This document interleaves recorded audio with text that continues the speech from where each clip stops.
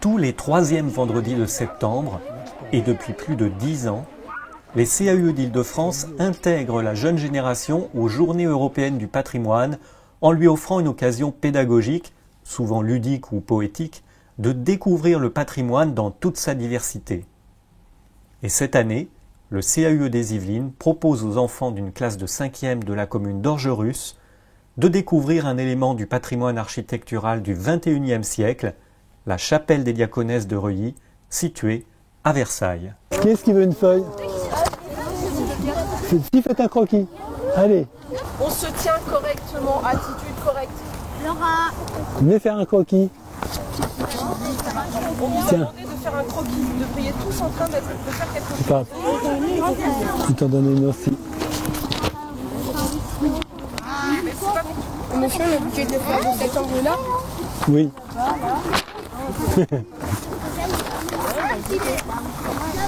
Quand je vous disais qu'avec un croquis, on pouvait vraiment comprendre comment était fait le bâtiment, c'est le cas, hein. Ce croquis-là, on comprend vraiment comment est faite la chapelle.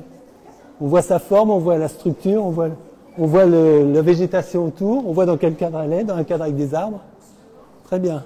Ça, on est d'accord, hein. Ça ne ressemble pas à une chapelle comme on a l'habitude de les voir. D'abord, les matériaux. Qu'est-ce qu'il y a comme matériaux? Du bois, oui. Du verre et un troisième matériau. Qu'est-ce qui tient la toiture en verre et les parois en verre? Du métal, voilà, des potelets en métal.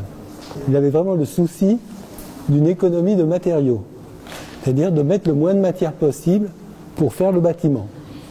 Et effectivement, quand on regarde, il y a des potelets très fins qui sont creux, donc il y a très peu de matière de métal. Après, il y a une enveloppe en verre et c'est tout. Donc il n'y a que du verre et un peu de métal. Et tout ça, ça fait le bâtiment. Excepté la porte, qui a décidé de faire en bois pour montrer effectivement l'entrée de manière très explicite.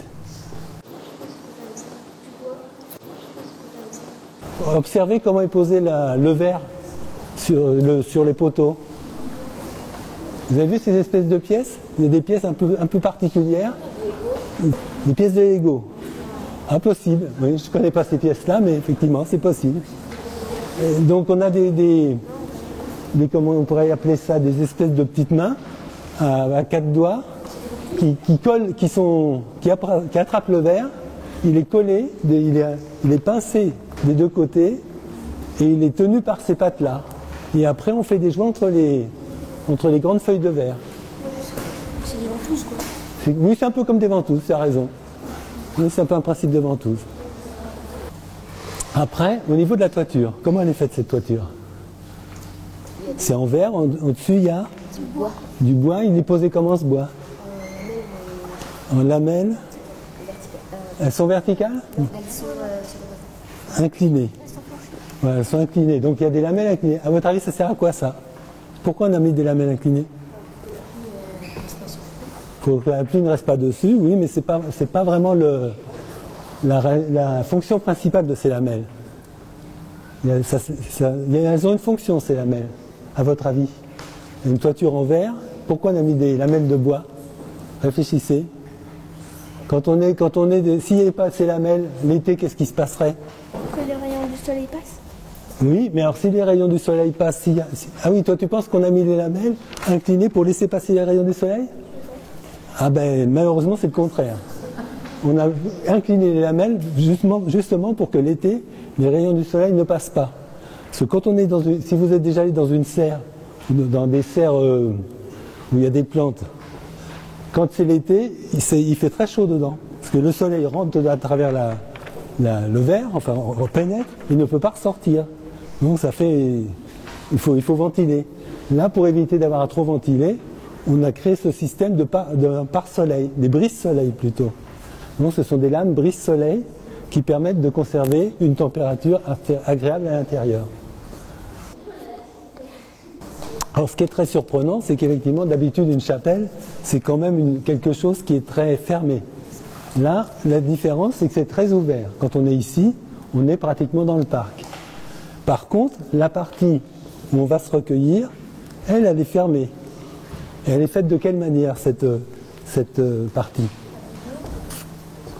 Oui, comme un igloo. Effectivement, c'est une forme d'igloo. Et les parois de l'igloo, elles sont faites avec comment? En glace. Ah, les parois de l'igloo, d'un vrai igloo, mais ici, cet igloo-là. En bois. Et comment il est posé, le bois? Comment c'est quelque chose qu'on voit très rarement. Oui, plusieurs petites lames qui sont superposées. Il y en a combien? Vous avez regardé? Trois. Effectivement, il y a trois épaisseurs de lames qui se croisent et qui donnent cette ambiance un peu protégée et en même temps qui laisse passer un peu la lumière. Effectivement, on est dans un cocon protégé, mais en même temps, on a quand même un peu une perception de l'extérieur. C'est un peu comme dans une chapelle où on est protégé, mais on a quand même les vitraux qui laissent passer de la lumière, qui nous donnent une relation avec l'extérieur. Après, au niveau de l'éclairage, où est-ce qu'il est l'éclairage dans l'igloo? Est-ce que vous avez fait attention à ça? Dedans, dans l'igloo. Vous n'avez pas remarqué comment était l'éclairage n'est pas partout. C'est ouvert là, ça laisse la lumière passer. Dans la journée. Alors dans la journée, effectivement, l'éclairement se fait naturellement. Il pénètre, il baigne la pièce et après il est diffusé, filtré à travers le cocon. Mais je pensais à l'éclairage artificiel, les petits spots. Il y en a derrière la croix, donc effectivement ça fait ressortir la croix. Et puis il y en a un petit peu le long du bois pour effleurer le bois et faire ressortir le relief du bois, le relief du bois croisé.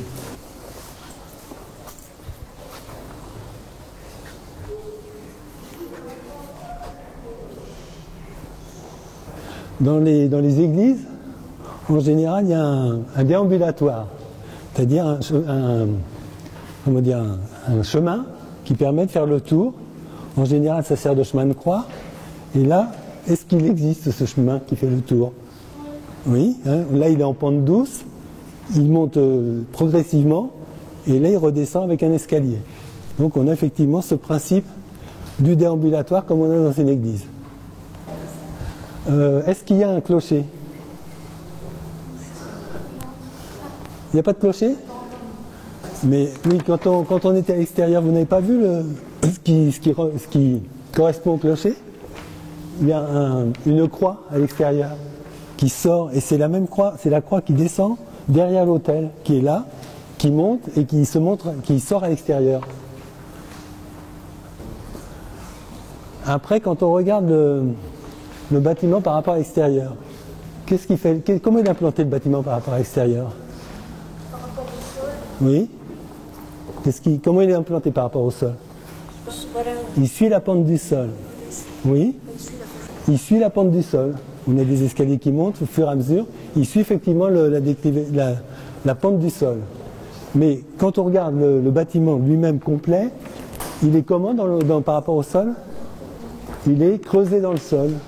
Hein, il n'est pas posé sur le sol, il est creusé dans le sol, ce qui lui donne moins de hauteur de ce côté-là et qui lui donne une présence plus de discrétion. Est-ce qu'il vous plaît ce bâtiment? Est-ce que vous vous sentez bien dedans? Il vous a surpris en arrivant, mais quand on est dedans, on est bien. C'est aussi le rôle d'un architecte, c'est de faire un bâtiment qui soit agréable à vivre et qui puisse avoir des formes nouvelles, novatrices. On n'est pas obligé de refaire toujours la même chose, on peut innover.